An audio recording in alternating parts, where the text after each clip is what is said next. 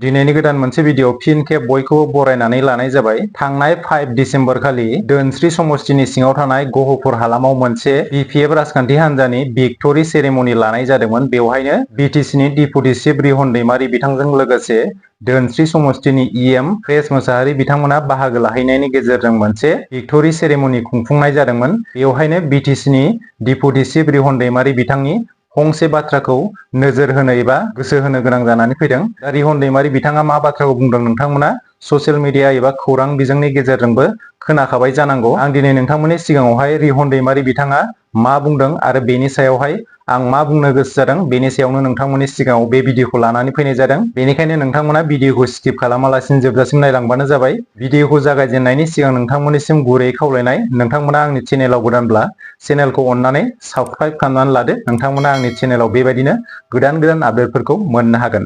थौदो बिदिब्ला दिनैनि भिडिअखौ जागायदिनि।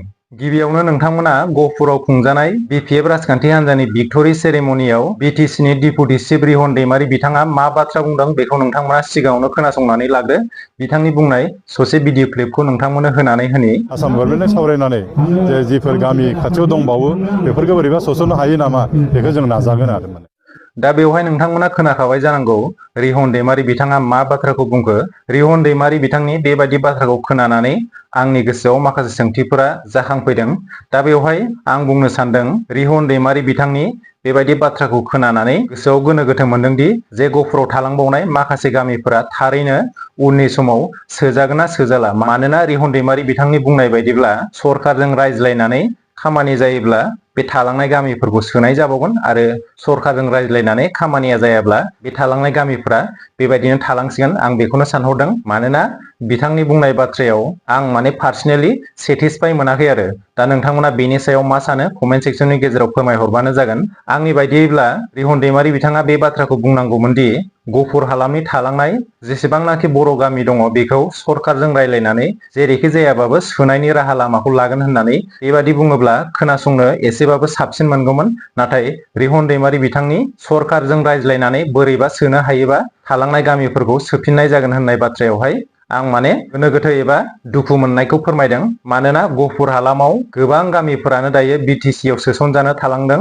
थांनाय समफोराव गहपुर हालामनि 10% गामिया बिटिसि आव सोसनजायाखै आं बेखौ बुंनो सानदों। मानोना जोंनि गहपुर हालामनिफ्राय गोबां सुबुंफोरानो मुंख्लं जालांबाय। बेनि गेजेरजोंनो जोंहा बिटिसि एकर्ड बिटिआर एकर्ड जानानै थांबाय। थेवब्लाबो गहपुर हालामसिम बैफोर गामिफोरा बिटिसि आव सोसनजायाखै। बेनिखायनो आं खावलायनो सानदों दानि बिटिसि खुंथाय एबा बिपिएफ सरकारखौ जिहेतु गहपुर हालामाव थालांनाय मोनफ्रोमबो गामिखौ उननि समाव थाबैनो बिटिसि आव सोसनजोबनायनि खामानिखौ मावो। दिनैनि भिडिअनि गेजेरजों आंनि फंनैसो बुंनांगौआ बेनोमोन। नोंथांमोना बेनि सायाव मा सानो कमेन्ट सेक्सननि गेजेराव फोरमायहरबानो जाबाय। दिनैनि भिडिअआ एसेनोसै।